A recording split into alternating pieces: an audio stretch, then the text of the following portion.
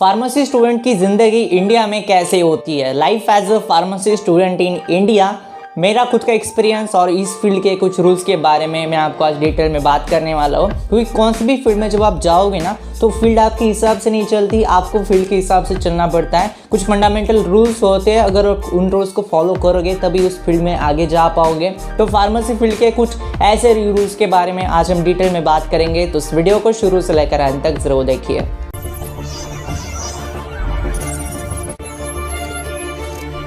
Video के starting में ही मैं आपको एक पॉइंट बताना चाहता हूँ, your life is in your control. इस फील्ड में अगर आपको आगे जाना है तो किसी गॉड फादर की आपको ज़रूरत नहीं पड़ेगी। इस फील्ड में अगर आपको जाना है तो किसी बहुत बड़े कंसल्टेंट की आपको ज़रूरत नहीं पड़ेगी। आपको ज़रूरत है सिर्फ खुद की, यानी खुद के विश्वास की और खुद की। इसका रीज़न ये है कि इस फील्ड में अगर आपको आगे जाना है तो रास्ते बहुत ज़्यादा है और हर एक रास्ते का अपना अपना अलग डेस्टिनेशन है। लेकिन आपको कौन सा डेस्टिनेशन पे जाना है वो खुद को तय करना है, क्योंकि अल्टीमेटली काम आपको करना है। इस फील्ड में अगर आपको पैसे कमाने हैं तो बहुत अच्छे तरीके से आपको बिल्डअप होना पड़ेगा, और वो जो बिल्डअप है ना, वो आपको इन फंडामेंटल रूल्स की वजह से ही आएगा। इस फील्ड में आगे जाना है तो किसी गॉड फादर की ज़रूरत नहीं। खुद के ऊपर बिलीव करो, खुद की मेहनत के ऊपर बिलीव करो और आगे जा सकते हो। क्योंकि मैंने बहुत बार देखा है कि अगर लोगों में कॉन्फिडेंस कम होता है तो लोगों को लूटने वाले बहुत लोग आ जाते हैं। एग्जाम्पल देता हूँ, जॉब अगर आपको चाहिए तो जॉब के लिए बहुत सारी साइट्स है, बहुत सारे कंसल्टेंट्स है, लेकिन वो आपसे पैसे लेंगे। अगर आपको जॉब चाहिए तो उनको 20%, 25% फर्स्ट सैलरी की 0.5% आपको उनको देनी पड़ेगी, फिर उसके बाद आपको जॉब मिलेगी। और ऐसे बहुत ज़्यादा लोग हैं जिनको किसी भी कंसल्टेंट की ज़रूरत नहीं पड़ती, फिर भी उन्हें जॉब मिल जाती है। इसका रीज़न ये होता है कि उनको पता है उनको कैसे जाना है। कई बार उनको बाई लक मिल जाता है। लेकिन मैं आपको बता रहा हूँ, अगर आपको आगे जाना है तो किसी गॉड फादर की ज़रूरत नहीं है। आपको सिर्फ खुद के ऊपर बिलीव करना है। क्योंकि मैंने बहुत सारे रास्तों के बारे में पिछले बहुत सारी वीडियोज़ में जिक्र किया है। मेडिकल कोडिंग हो गया, मार्केटिंग हो गया, क्लिनिकल डेटा मैनेजमेंट हो गया, प्रोडक्शन हो गया, quality assurance, quality control, research and development, बहुत सारी फील्ड से एकेडमिक्स में भी जा सकते हो।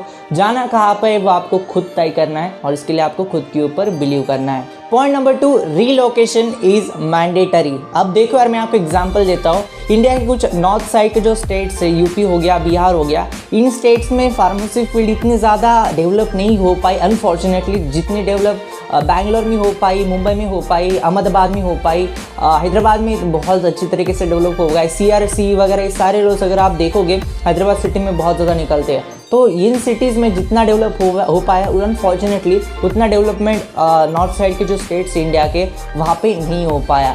लेकिन अगर आप ऐसे स्टेट से फार्मेसी कंप्लीट करोगे तो आपको लगेगा कि इस फील्ड में तो कुछ है ही नहीं। लेकिन आप जैसे ही मुंबई में आओगे तो आपको लगेगा बाप रे, इतने सारे जॉब्स अवेलेबल है। तो ऐसे ही होता है कि आपको रीलोकेट होना पड़ता है। इस फील्ड में आपको चाहे बद्दी जाना पड़े, अहमदाबाद, बैंगलोर, मुंबई, पुणे, कौन से भी सिटी में जाना पड़े, इनिशियल डेज में रीलोकेशन इज़ मैंडेटरी अगर आपको एक अच्छा खासा जॉब चाहिए तो। क्योंकि रीलोकेट होने का फ़ायदा ये होता है दोस्तों, एग्जाम्पल दे रहा हूँ आपको मैं, कि अगर आपका पैकेज फॉर्चुनेटली 2 साल के बाद, 4 साल के बाद अगर 4.5, 5.2 हो गया, फिर उसके बाद आपके नज़दीक, अगर आप यूपी बिहार में रहते हो तो दिल्ली के नज़दीक कोई कंपनी में आपको अच्छी तरीके से जॉब मिल जाएगा। एक्सपीरियंस वाले लोगों को जॉब बहुत आसानी से मिल जाती है। As a fresher, as a new candidate in the pharmaceutical industry job ढूंढना थोड़ा मुश्किल काम होता है। और ऐसे मुश्किल काम में अगर आप पहले से ही डिसाइड करके रखोगे कि हाँ मुझे बैंगलोर में ही चाहिए, बैंगलोर में कौन सा भी जॉब मुझे चाहिए, तो ऐसी केस में थोड़ी मुश्किल आ सकती है, थोड़ा टाइम भी जा सकता है, थोड़ा सा पैकेज में कॉम्प्रोमाइज़ भी करना पड़ सकता है। अल्टीमेटली हम काम किस लिए करते हैं? हम पैसों के लिए काम करते हैं। अब पैसे अगर आपको ज़्यादा चाहिए तो रिलोकेट आपको होना पड़ेगा। चाहे आप गर्ल हो, चाहे आप बॉय हो, आपको रिलोकेट होना ही पड़ता है। ऐसा नहीं होता कि सिर्फ बॉयज़ ही रिलोकेट होते हैं, आपको रिलोकेट मैंडेटरी होता है। और मेरा पर्सनल ऐसा मानना है कि रिलोकेट इनिशियल डेज में ही करना है, फिर बाद में फैमिली आ गई, फिर आपकी वाइफ, आपके बच्चे आ गए, फिर relocation is not possible. Initial days में रिलोकेट होकर सैलरी आपकी स्विच कर गया, फिर आपकी सैलरीज बढ़ेगी, फिर उसके बाद जहाँ सेटल होना चाहते हो वहीं पे एक कंपनी पकड़ लो और उसमें अच्छी तरीके से जॉब कर लो। ये होता है फंडामेंटल रूल, बहुत इंपॉर्टेंट इस फील्ड के लिए।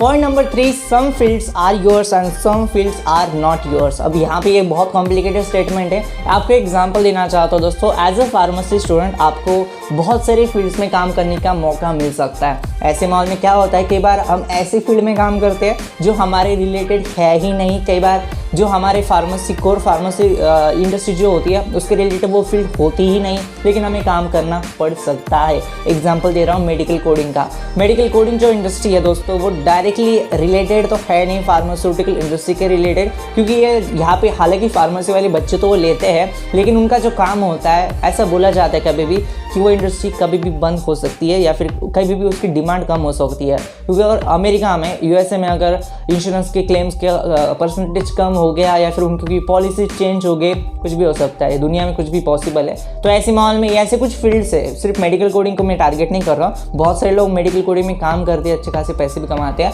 लेकिन मैं आपको एग्जाम्पल दे रहा हूँ कुछ फील्ड्स ऐसी है जो फार्मेसी के रिलेटेड चलती है लेकिन वो है नहीं एक्चुअली फार्मेसी की, अपनी खुद की वो बनाई हुई है नहीं, वो रिलेटेड फार्मेसी के आज भी चल रही है, आगे भी शायद चलती रहेंगी। ये आपको समझना पड़ेगा कि कौन सी फील्ड में आप काम कर रहे हो। इसका मतलब बिल्कुल भी ऐसा नहीं होता कि बाकी उन फील्ड में आपको काम नहीं करना है। पैसे अल्टीमेटली आपको मैटर करते हैं, फिर पैसे मैटर करते हैं तो आपको उन फील्ड्स में काम करना चाहिए। पैसे कमा लो, फिर बात का बाद में देखेंगे। इंसान की लाइफ भी 50-60 ईयर्स होती है एवरेजली, उसमें भी आप कॉम्प्रोमाइज़ करने लगोगे और पैसों को अगर आप छोड़ दोगे तो कैसे होगा। तो इसलिए मैं आपको रिकमेंड करूंगा कि जाओ, लेकिन एक बात फंडामेंटल रूल आपको समझना पड़ेगा कि हाँ कुछ फील्ड्स है मेरी, कुछ फील्ड्स नहीं है, लेकिन अगर आपको कोर फार्मा में काम नहीं करने मिल रहा है तो नाराज़ मत होइए, ये बाकी के फील्ड्स भी आपके लिए है। Point number 4, foreign career, foreign settlement. बहुत सारे लोग फॉरेन में जाना चाहते हैं। इस चैनल के ऊपर तो बहुत सारे कमेंट्स आते हैं, फॉरेन में जाना चाहता हूँ, फॉरेन में करियर कैसे बनाएं। अब देखो यार, मैं आपको एक बात कहना चाहता हूँ, इस फील्ड में फॉरेन में जाने का चांस बहुत ज़्यादा होता है। इसका रीज़न ये है अल्टीमेटली कि बाकी कंट्रीज़ में फार्मास्यूटिकल इंडस्ट्री बहुत डेवलप हो चुकी है। इंडिया हम काफ़ी पीछे है बाकी कंट्रीज़ में। अगर मैं कंपैरिजन करूँ तो जर्मनी स्पेशली बायो फार्मास्यूटिकल्स, दुनिया की जितनी भी बड़ी बड़ी कंपनीज है फार्मेसी इंडस्ट्री की वो जर्मनी से बिलोंग करती है। यूएसए बहुत अच्छी तरीके से डेवलप हो पाया है। कनाडा में भी बहुत अच्छी तरीके से फार्मेसी फील्ड इवॉल्व हो पाई है। बहुत सारे लोग कनाडा में चाहती है, वैसे तो मैंने बहुत सारे वीडियोज़ में जिक्र भी किया है। पीयूबीसी एग्जाम दे दो, फिर वहाँ पर सेटलमेंट आपकी हो सकती है। तो यहाँ पर फॉरेन में जाने का चांस होता है, लेकिन उसके लिए आपको भी उस लायक होना पड़ेगा, उस लेवल पर आना पड़ेगा। पोस्ट ग्रेजुएशन कंप्लीट करो, फिर एक्सपीरियंस ले लो अच्छे इंडस्ट्री में। मेडिकल कोडिंग में एक्सपीरियंस लेके फॉरेन में नहीं जा पाओगे आपको अच्छे इंडस्ट्री में एक्सपीरियंस लेना है, जैसे कि रिसर्च एंड डेवलपमेंट हो गया, क्वालिटी एश्योरेंस हो गया। फिर तीसरी बात ये होती है कि आपका लक भी बहुत उतना ही ज़्यादा मैटर करता है फॉरेन में जाने के लिए।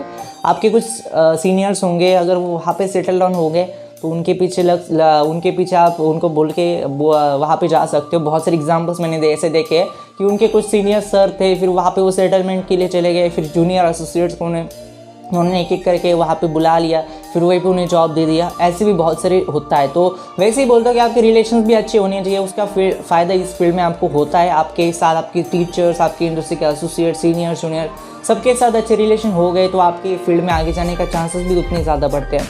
ये था आज का वीडियो। आपको मैं फार्मेसी के कुछ रूल्स के बारे में बात करना चाहता था। अगर कुछ रूल्स रह जाता है तो मुझे नीचे कमेंट बॉक्स में ज़रूर बता देना। चैनल के ऊपर पहली बार आए हो तो चैनल को सब्सक्राइब कर देना, उसके बाद जो बेल आइकन है उसको भी प्रेस कर देना। धन्यवाद दोस्तों ये वीडियो देखने के लिए। धन्यवाद।